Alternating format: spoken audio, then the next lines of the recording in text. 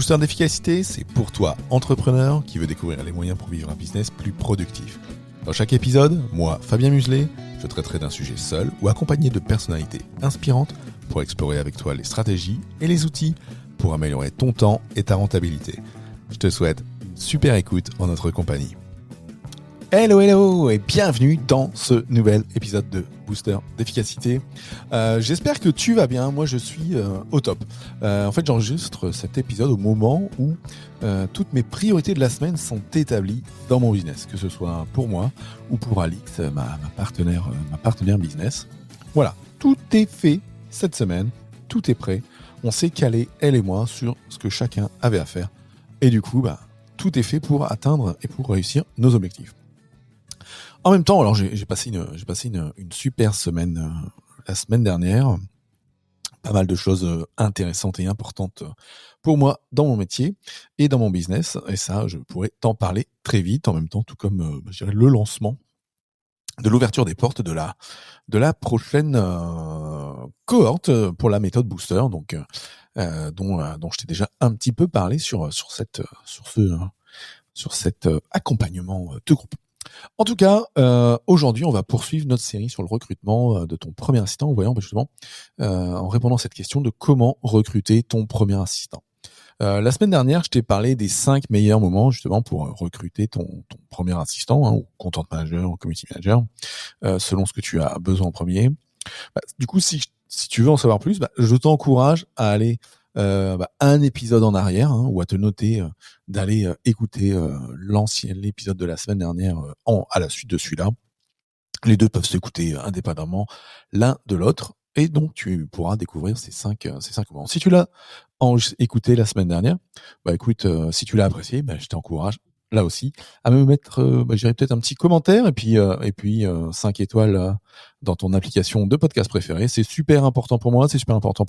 D'avoir du feedback, parce que ça permet de créer du contenu important et utile pour vous, et pour toi qui m'écoutes plus spécialement, à qui je m'adresse. Et puis ça permet de faire connaître le podcast au plus grand nombre, et ça, du coup, c'est super important pour tous les entrepreneurs qui ont besoin de structurer leur business avec efficacité.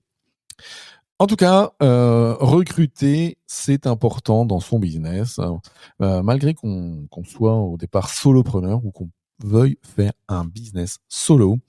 Déléguer reste la base d'un business solide. Dans un business solide, il y a 3 éléments dans mon trépied de la productivité. Le premier, c'est de savoir organiser son temps avec productivité. Donc là, c'est plutôt toi, ta façon de t'organiser, de gérer ton temps, de gérer tes activités. Ensuite, il y a un deuxième pilier super important, c'est les processus. Comment tu fais en sorte de cadrer toutes tes activités. Alors, j'aime pas trop le terme cadrer, mais c'est surtout ça. C'est comment tu fais en sorte de structurer chacune de tes activités pour qu'elles soient répétables. Et ensuite, le troisième pilier, c'est la délégation. Et c'est ça qui te fera avancer clairement. Et c'est ça qui te permettra à toi, je dirais, solopreneur qui devient CEO, chef d'entreprise. Ton rôle à toi, c'est de driver ton équipe et d'avoir des gens sur qui t'appuyer. L'intérêt, même quand on est solo, c'est quoi? Et de prendre une première personne, c'est à terme te dégager du temps pour être plus dans ta zone de génie, mais aussi diminuer ta charge mentale de tout ce qu'il faut faire dans ton business. Je vais te proposer aujourd'hui un plan en 3 étapes pour recruter ton premier assistant. Écoute, on va démarrer tout de suite avec cette première étape. La première étape, ça va être pour toi d'identifier toutes les tâches que tu ne veux pas faire, que tu ne veux plus faire, ou toutes ces satanées tâches qui prennent du temps. Le but là, c'est de prendre, c'est quelque chose que tu peux faire, par exemple, là, maintenant, en mettant en pause cet épisode et en prenant une feuille et un papier, un crayon, ou en ouvrant une jolie page dans Evernote ou dans ton Notion, et te poser cette question. Qu'est-ce que je n'aime pas faire dans mon business? Qu'est-ce que je ne veux pas faire ou plus faire? Qu'est-ce qui me prend du temps? Où est-ce que je n'ai pas de valeur ajoutée? Qu'est-ce qui est une tâche où tu n'as aucune valeur ajoutée à le faire, ou que quelqu'un d'autre de plus de plus, je dirais, talentueux ou de plus capé que toi, je dirais dans l'administratif, dans le montage vidéo, dans ceci, dans cela. Bref, un tiers est plus à même de faire ça que toi. Ça, c'est vraiment une étape qui est primordiale parce que tu peux pas te dire ah bah tiens, je vais prendre un assistant virtuel et puis je verrai après ce que je lui donne. Tiens, je vais prendre un monteur vidéo et puis après je verrai si je lui donne 3 vidéos ou 5 ou 12 ou 15. Non. Il est humainement impossible de définir dans un business, je dirais des personnes, si tu n'es pas capable, de jauger la charge de travail. Parce que peut-être que tu as l'équivalent d'une demi-journée, par semaine dans un premier temps à déléguer, ou peut-être que tu as déjà, un mi-temps, ou peut-être tu as déjà un temps plein, à qui tu pourrais déléguer pour avancer au max. Mais ça, c'est que en sachant ce que tu vas lui confier, que tu pourras avancer. De la même manière, hein, si tu sais pas les tâches, quel est le profil que tu vas rechercher, et cetera, et cetera. Donc ça, c'est primordial. Donc tu peux faire déjà ce premier épisode, ce premier exercice, de cette manière-là. Ensuite, je t'encourage à traquer ton temps. C'est quelque chose que je ne faisais pas, moi-même il y a quelques mois, il y a quelques années. Je dirais de suivre, on n'est pas à la virgule près sur le temps, mais de suivre ce que tu fais, je dirais, heure par heure, moment par moment, pour savoir ce que tu fais. Pour ensuite, à intervalles réguliers, te poser la question, bah, d'aller regarder sur quoi tu as passé ton temps et du coup peut-être d'identifier des moments ou des tâches qui te prennent beaucoup de temps et que tu pourrais déléguer. Pour ça, moi j'utilise un outil qui s'appelle, Toggle, que je te mettrai, en lien, de cet épisode, qui permet, bah, voilà, à chaque fois que je passe à l'action sur quelque chose, je lance un timer, je dis ce que je vais faire, il enregistre et puis, bah, intervalles réguliers. Donc moi, je fais ça une fois par semaine et je le refais une fois par mois. Je vais regarder toutes les statistiques qu'il peut me sortir sur ce que j'ai pu faire. Et puis, bah, du coup, je vois comment modifier un petit peu mes actions. Donc ça, c'était la première étape, hein, donc d'identifier toutes les tâches que tu ne veux pas faire, plus faire ou qui te prennent du temps, ou qui te prennent, je dirais aussi de l'énergie mentale. La deuxième partie, deuxième étape de ce plan, c'est du coup, avec cette première liste, déterminer ce qui aura le plus d'impact pour toi à déléguer. Qu'est-ce qui, une fois que tu l'auras délégué, te libérera soit un maximum de temps, soit un maximum de charge mentale, en tout cas qui permet à ton business d'avancer fortement. Euh, donc à ton business d'avancer fortement parce que bah, là pareil, hein, ça te permet de aussi identifier peut-être parfois plusieurs profils. Les premières personnes vers qui on se tourne souvent, alors c'est assistant virtuel, c'est content manager, donc les personnes qui vont faire des posts pour les réseaux sociaux, ça peut être un infographiste, ça peut être un monteur vidéo. Mais en fait, est-ce que tu as besoin d'un monteur vidéo aujourd'hui si je veux dire, quelque chose, hein, si aujourd'hui tes vidéos elles sont déjà suffisamment sympas, que ça te prend, je sais pas moi, une demi-heure par jour, est-ce que tu as besoin de déléguer ça? Ou est-ce que tu dois pas plutôt déléguer l'équivalent d'une heure par jour à une assistante virtuelle qui va te pré-mâcher ta compta, qui va faire un peu de customer care à tes clients en traitant ta boîte mail, etc., etc. Donc en identifiant ce qui aura le plus d'impact, bah, c'est pareil, ça te permet aussi bah, de prioriser dans cette priorisation dont je vous ai déjà parlé sur la gestion du temps. Bah, là, c'est pareil, on va prioriser sur le poste qui sera le plus important pour ton business, pour son développement et pour te libérer aussi à toi un max de temps pour que tu sois dans ta zone de génie. Donc ça, c'était la deuxième étape de déterminer ce qui aura le plus d'impact à déléguer.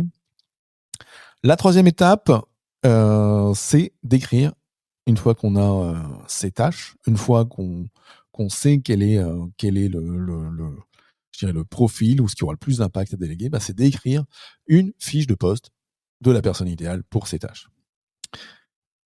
Écrire une fiche de poste, c'est pas si compliqué. J'ai des templates que je fournis à mes clients dans la méthode Booster et avec des items assez facilement à copier-coller. Hein. Dans une fiche de poste, il n'y a pas 50 choses. Hein. Bon, il y a déjà une petite présentation de de toi, de ton entreprise. Ensuite, une présentation, je dirais macro, des grandes lignes du post. Et ensuite, plutôt un aspect, alors soit sous forme de bullet point, on va dire de tâches un peu plus dans le détail. Mais surtout, ce qui est important, c'est d'aller ensuite rajouter les items où la personne va pouvoir se retrouver ou pas se retrouver. Alors ça va être les qualités que tu peux attendre, hein, donc les compétences techniques, les compétences comportementales, hein, les soft skills, hein,